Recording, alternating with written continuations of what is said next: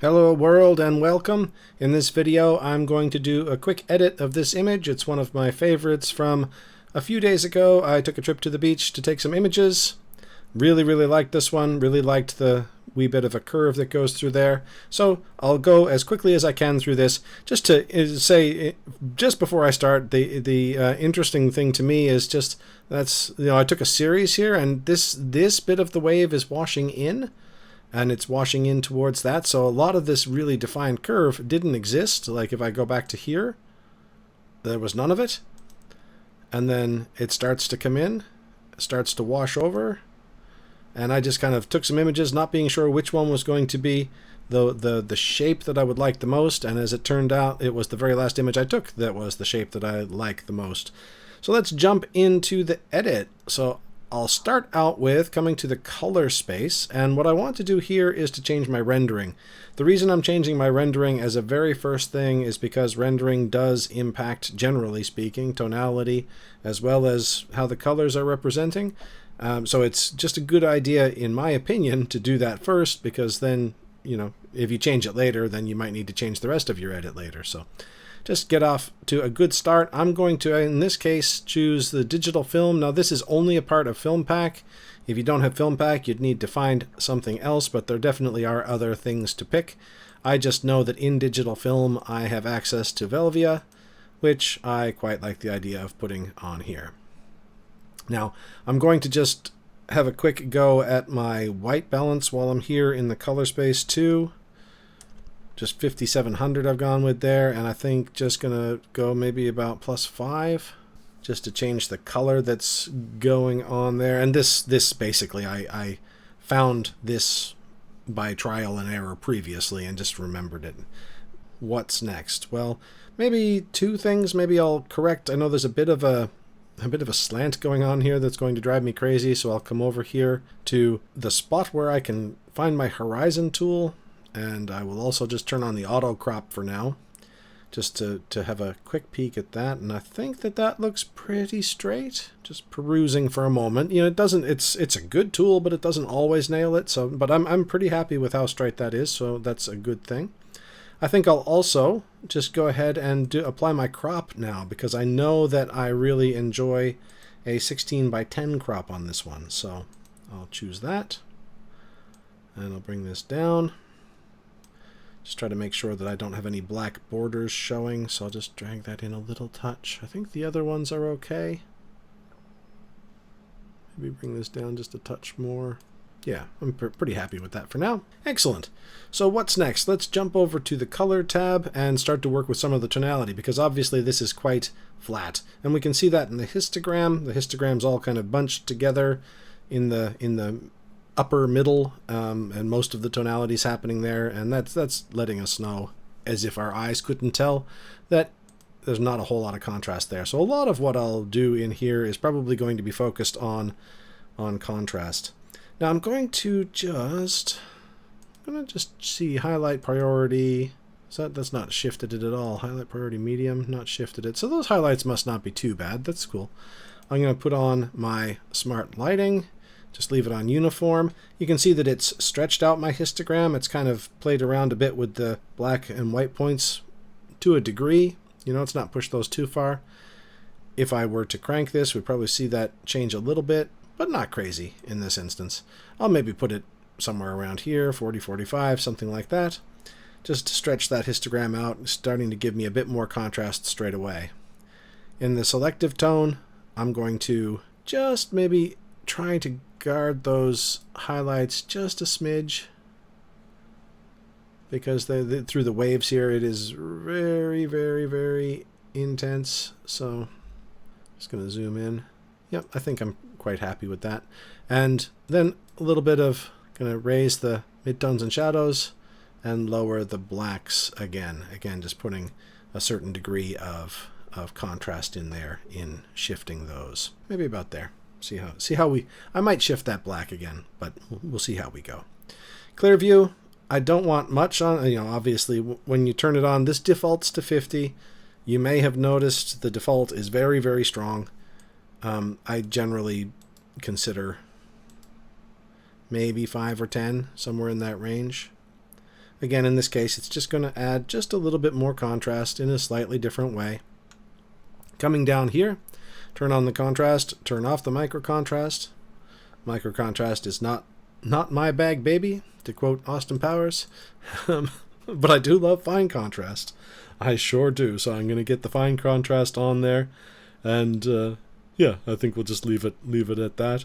But and that's going to, if you're wondering what does fine contrast do, this is fine contrast, also part of Film Pack. Actually, some good little bits and pieces come in Film Pack.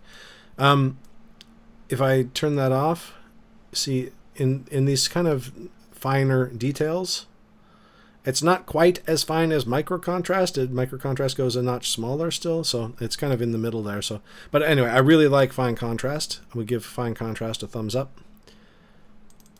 Zoom back out.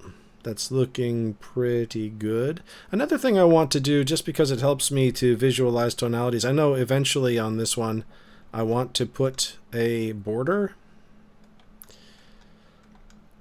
Have I gone past it? Oh, there it is, frame. Yep, there, that's the one. I like to do this. It helps me, looking at everything on a gray background can kind of, I don't know, it plays with the eyes. Sometimes you feel like the tonalities are different, so it helps me to have that on there. Plus, I just like the way it looks on this image. So I will leave that on. While I am here, I'll also put on grain, and I'll just leave it. It's for current color rendering, so it's currently on Velvia. It'll be very fine grain anyway. But just for good measure, since I have a film emulation going on, why not throw on the grain? All right, so what's next? I honestly think one of the main things left to do is I really want to make this little bit of a curve stand out just a little bit more. So let's go to the local adjustments for this one. Jump in here. I'm going to use, and there are probably different ways you could go about this, but I'm going to use a luminosity mask.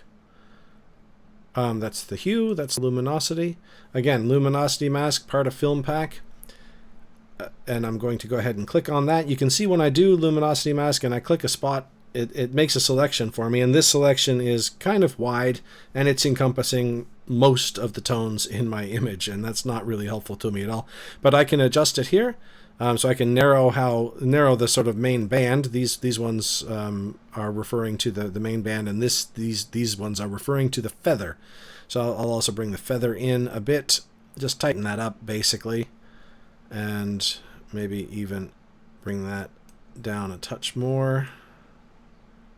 Bring that in a touch, and then I'm just going to try to find a place where it is really strong, really red on the little curve bit, and I'm not too worried about the other places because I'm going to fix those anyway. So I'm quite happy with that, and in order to air quotes now fix those, I'm going to grab my eraser tool, come over here, make it quite a bit bigger for my sky, leave the feathering on kind of a medium, no, a little bit lower, and opacity for the sky I'll put all the way up. So I'm just literally going to erase it from up here, just being a bit careful along my horizon line there. But I got a pretty clean break, so it shouldn't be too bad.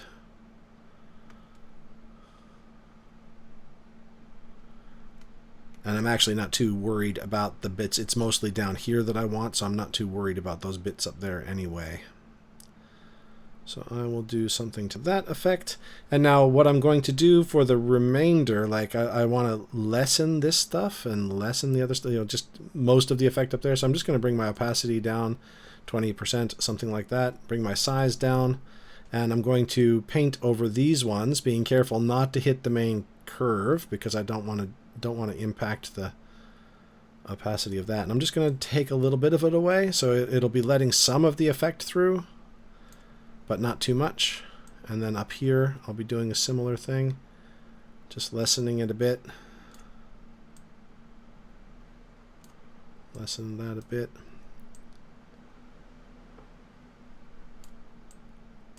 Nice.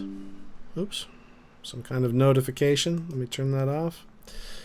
And yeah, so I'm happy with that selection now. I'll just go ahead and come down here and I think just quite literally just going to raise my exposure a little, not a heap. You know, obviously I could keep going and I could make it super, but I don't think I want to go too far, so maybe there-ish. Let me just see what the before and after looks like. So that's without, that's with, without, with. I might actually take that up one more notch, so I think it's on 0.4. We'll take that to 0.5. And that will be lovely.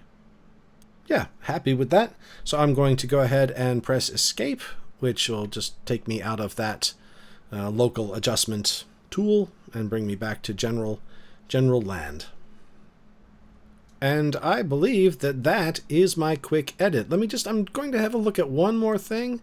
If I come here, I'm just going to have a peek at if I want to pull my black point in and how I feel about that.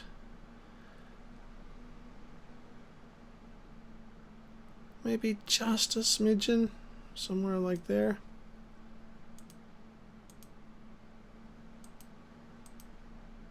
Yes, I think I like that. So there we go. I will call it finished. That is my quick edit. Hope that you've been able to pick something up from that. It was funny, I hadn't realized until I was making this video how many of the features from FilmPack I actually used on this image. People ask sometimes, is FilmPack worth it? That's, of course, entirely up to you and your workflow and what you want to do. I think for me, especially in the case of this image, yeah, it was really, really helpful. I was glad to have those different bits and pieces that I used. So with that, I will try to keep this short. I'll say thanks so much for watching, and I will talk again soon. Bye for now.